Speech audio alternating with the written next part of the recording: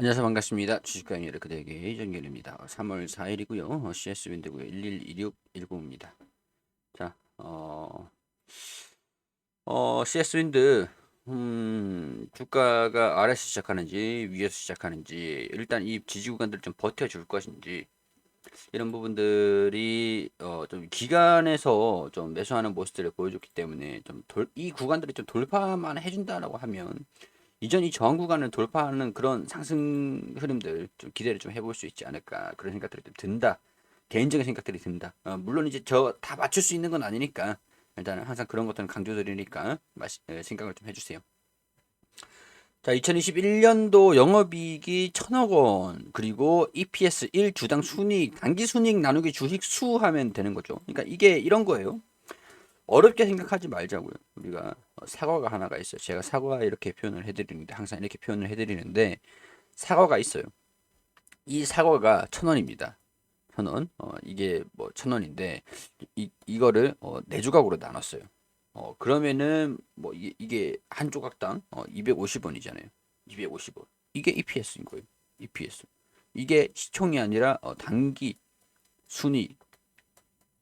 이 순이익이라고 따지고 봤을 때 원래 이 사과가 1,000원인데 1,000원인데 이 한 조각이 뭐 정확하게 따지면은 이거를 1,000원에 뭐 그렇죠. 뭐 200원에 매입을 해가지고 1,000원에 팔면 800원이 남는데 800원이 단기 순이익이 되는 거고 뭐 시가총액이 1,000원이 되는 거고 뭐 이렇게 되는 건데 복잡하게 하지 말고 단기 순이익이 1,000원인데 이거를 네 조각으로 나눠서 팔면은 케이크 딱 케이크로 하면 적당하겠다.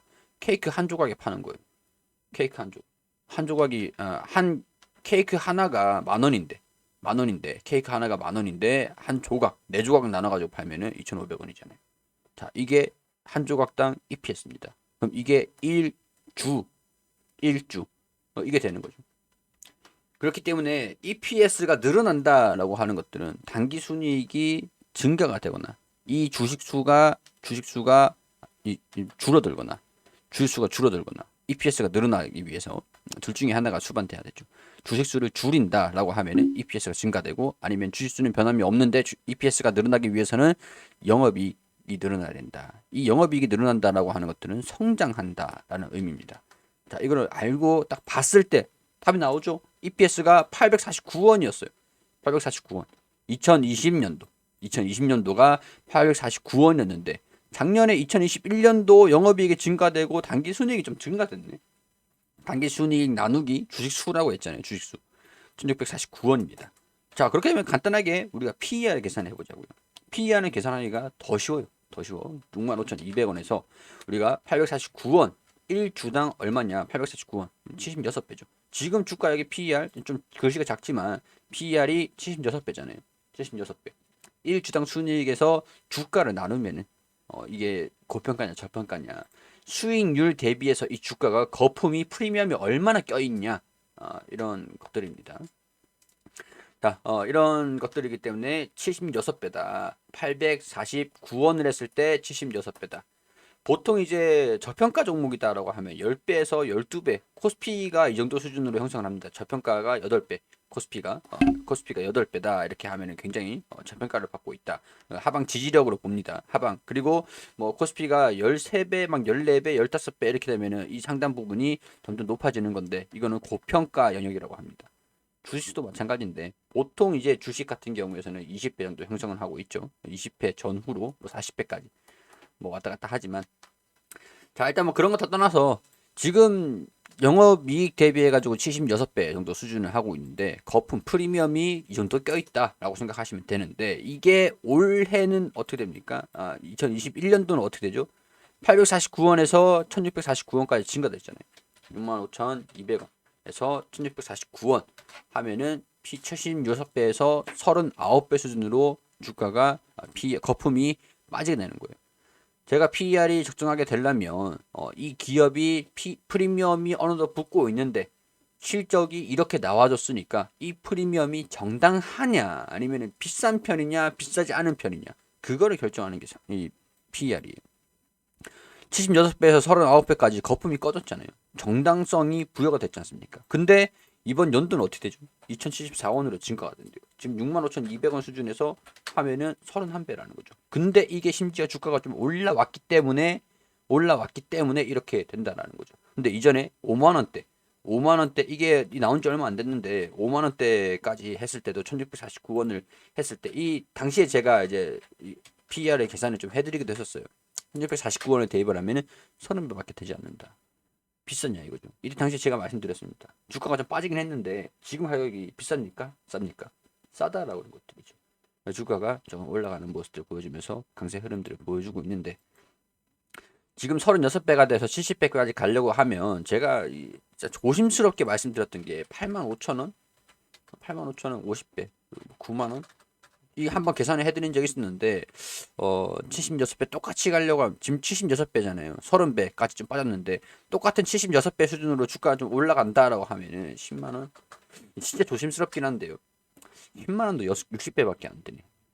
그럼 10만원까지 올라가는 게 적정하냐? 근데 이만큼 되면 이제 거품 논란이 좀 있겠죠. 물론 단기적으로 뚫고 올라가는 게 제가 이때 말씀드렸던 게 고점 이 매물대 여기 이 구간대를 뚫고 올라가 주기만 하면 여기서도 이렇게 뚫고 올라가는 모습들을 보여주면서 강세 흐름들을 보여줬잖아요. 이렇게 힘이 있었던 종목이었기 때문에 10만 원 목표가다 이렇게 말씀드리기는 굉장히 조심스럽긴 한데 물론 무조건 주가가 올라가기만 할 수는 없죠. 할 수는 없어요. 올라가다가도 쉬어가고 조정이 끝나고 쉬어가면서 다 쉬었으면 다시 또 올라가고 그런 식으로 반복을 하는 게 정상입니다. 근데 실적이 올라가니까 그래서 좀 상승 조정 이런 식으로 반복해가지고 언젠지는 모르겠지만 언젠가는 9만 원대, 8만 원대까지는 좀 올라올 수도 있지 않을까. 근데 그때 돼도 70배는 안 되잖아요. 50배, 60배 왔다 갔다 하잖아요. 그러니까 이때쯤 우리가 9만 500원쯤 9만 500원대 849원을 대입을 하면은 이게 100배였습니다. 100배. 100배. 그러니까 뭐 거품이 그만큼 프리미엄이 부여된 적은 있었다. 자, 이거는 이렇게 생각하시면 돼요. 제가 만약에 몸무게가 50kg예요. 근데 과거에 70kg였습니다. 70kg. 근데 제가 조금 몸 관리에 소홀하면은 70kg까지 갈 수 있다라는 거잖아요. 약간 비교를 하기는 좀 그런데 제가 운동 안 하고 조금 이제 많이 먹고 운동 안 하고 좀 움직이는 것 좀 덜 하고 이렇게 되면은 70kg까지 갈 수도 있다는 거죠. 예를 들어서 표현을 하자면. 근데 70kg까지 가요. 만약에 70kg까지 갔을 때 제가 운동 열심히 하고 다이어트 열심히 하고 이렇게 하면은 다시 50kg까지 내려올 수도 있죠. 그렇게 생각하시면 됩니다. 70kg까지 간 적이 있었기 때문에 전례가 없는 거는 아니다. 물론 이제 평생 60kg로 사신 분들이 있는데 평생 60kg로 살았어요. 뭐 운동을 딱히 안 해도 밥을 뭐 많이 먹든 적게 먹든 60kg로 유지를 하신 분들도 분명히 있어요. 그분들 같은 경우는 어떻게 되죠? 70kg, 80kg까지 가겠냐 이거죠. 약간 이렇게 이해를 하시면 될 것 같아요. 성장성에 대한 부분들. 자, 그리고 이런 부분도 있죠. 지금 우크라이나는 러시아랑 오늘 좀 오늘 좀 강세 요인들. 오늘 강세 흐름들을 보여줬던 게 러시아가 우크라이나의 원전을 공격해서 그렇습니다. 원전을 공격해서 그랬어요. 러시아가 있고 우크라이나, 뭐 폴란드, 독일 뭐 이렇게 있는데 이 가스 에너지 끊겼죠. 러시아가 우크라이나 원전을 공격을 해버린 겁니다. 유럽 같은 입장에서는 러시아의 에너지 무기화 이런 것들을 막기 위해서 풍력 에너지, 태양광 에너지, 수소 에너지, 원전 에너지 그러니까 가스라든가 원유 여기에 대한 의존도를 낮추기 위해서 이런 에너지를 비중을 높일 수밖에 없는 상황인데 이 중에 하나의 원전을 때려버렸으니 얘네가 러시아가 지금 시위를 하고 있다. 러시아가 가스라든가 원유 그리고 이런 쪽으로 하다 보니까 원전 공격을 해서 불만을 표시를 한 거예요. 왜 우리 그렇잖아요. 뭐 중국이라든가 일본이라든가 이렇게 중국이 이렇게 있으면 중국이 이렇게 있으면 왜 방공망 넘어올 듯 말 듯 뭐 일본도 막 넘어올 듯 말 듯 막 이렇게 막 시위하고 막 그러잖아요. 북한도 뭐 미사일 막 쏘고 이런 거를 야 가스 원유 니네 때문에 이거 안 돼? 그러면은 원전 니네도 한번 약간 너네 풍력 태양광 수력 수소 원전을 비중을 확대를 한다. 그러면 이제 원유랑 가스랑 비중이 낮아진다는 얘기잖아요. 그러니까 원전에 대한 경각심을 오늘 좀 한 거 아닌가, 자극시킨 거 아닌가 그런 생각들이 들어요. 그럼 이제 이런 경각심을 한번 자극을 시켰어요. 야, 원전에 대한 우려감들이 원전이 관리하기 좀 힘들 이런 상황에서 좀 취약하다. 뭐 이런 얘기들이 좀 나와버리면 원전에 대한 비중을 확대시키기가 힘들잖아요. 근데 이런 것들을 보면은 조절이 거의 뭐 효율이 좀 떨어집니다. 생산 효율이. 원전은 늘리고 줄이고 할 수 있죠. 가동률에 따라서. 근데 풍력은 바람을 우리가 조절을 못하고 태양광은 일조량 태양을 우리가 어떻게 못하고 수소는 뭐 가능하긴 합니다. 가능하긴 한데 원전에 대한 비중을 높여져 버리면 에너지 의존도가 성공적으로 에너지 자립을 할 수 있으니까 원전에 대한 부분들을 취약하다라는 우려감들 경각심을 조금 해서 원전을 못하게 약간 이런 측면도 담겨 있지 않았을까 정치적인 측면들도 그래서 원전을 못하게 된다 원전이 좀 위험한 에너지다 라는 인식들 때문에 야 그럼 풍력이랑 태양광이겠다 수소는 뭐 인프라 구축하는데 시간이 좀 걸리니까 자 그렇게 됐을 때 풍력 오늘 그래서 반등 흐름들이 좀 나와준 게 아니었을까 이렇게 저는 정리를 좀 해볼 수 있을 것 같습니다.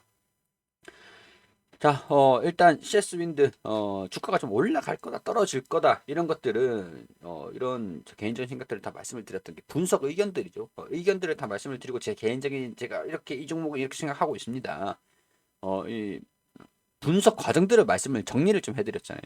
그런 것들을 참고 삼아서 여러분들이 투자 판단을 결정을 해주시는 겁니다. 제가 올라갈 테니까 사세요. 떨어질 거니까 파세요. 뭐 그런 말씀을 드린 적은 지금까지 유튜브 채널을 뭐 1년 넘게 운영을 하면서도 한 번도 드린 적이 없죠. 그러니까 그런 것들 참고를 하셔가지고 봐주시면 감사드리겠다는 말씀 드리도록 하고 도움 되셨다면 구독과 좋아요 부탁드릴 수 있도록 할게요.